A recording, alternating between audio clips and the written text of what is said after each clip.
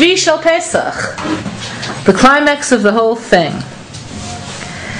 Okay, so imagine being a Kriat Yam Suf. So I'm going to tell you first the bad image, and then I'm going to tell you the good image.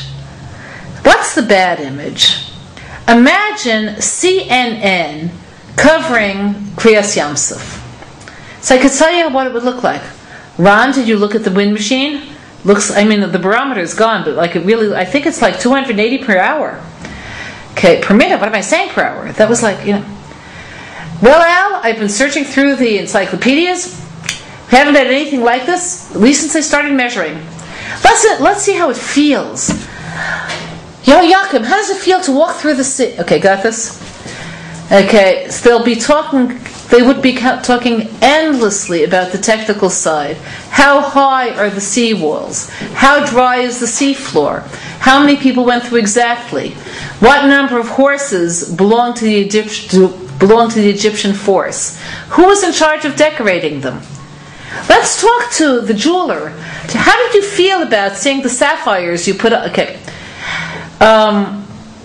Possibly interviews with what they would call survivors. You survived walking through the sea. How does it feel as a member of the tribe of Dan? You were the last ones. Okay.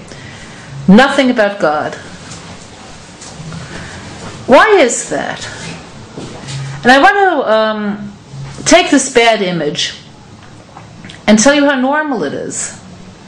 It's very normal for people to fall into the trap of description.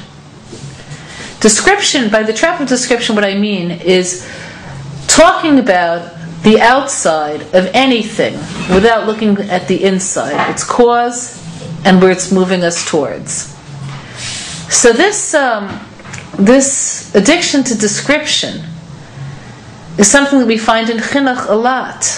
Children are labeled. He's ADD, he's ADHD, he's okay. And once the child is labeled, that doesn't necessarily mean that anybody's going to try to educate him. It's a description. Questioning, and why did God put this child in my classroom?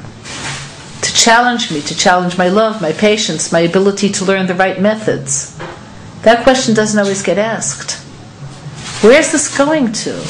What's my vision for that child? Doesn't always get asked. Not in the classroom, and oftentimes not even by the parents. Another form of description in the shidduch scene. What are you looking for? And then hearing the answer be given in the most superficial of all possible terms. He'll go up to size, whatever. She's basically looking for someone who's like Rabbi Akiva, but also like Kalba Savua. Okay, whatever. Where's Hashem in the picture? Where's Hashem brought me till today? What are my capacities? With what kind of person could I build? What do I want to build? What tools have I developed? They're not always asked. We have to put Hashem in the picture. Before I get into the actual class, what I want to point out is something that I find rather disturbing, and I want to just mention it. Anything that we feel emotionally tied to is different than something that touches us only in our minds. There's a whole genre of religious books and films in which Hashem is not an active character or participant. Where you have thrillers from thriller movies and books, where the only difference between that and secular thriller movies and books is that the language is clean, the characters are decent human beings, they don't do horrific things to each other, they aren't immoral. Hashem's not a character. So the reason why I'm mentioning this is because since a book causes us to identify with the protagonist, and a movie even more so, I think that we have to exert consumer pressure on the people who make the books and movies to be a little bit more honest and to put God back into the picture. There's no world without Him, not an inner world and not an outer world, and we're not always as honest as we might be. I would say that the main problem with looking at Kriat Yam Suf through the eyes of CNN is dishonesty, not immorality. In any case, leaving that alone. So what was Kriat Yam Suf about? There's a book called Chachma Musar. He has a very, very interesting idea. He says that in Egypt, the Jews saw many, many miracles. What was this miracle? What was so unique about this? Now, there are various other approaches which we'll talk about, but his approach I found fascinating.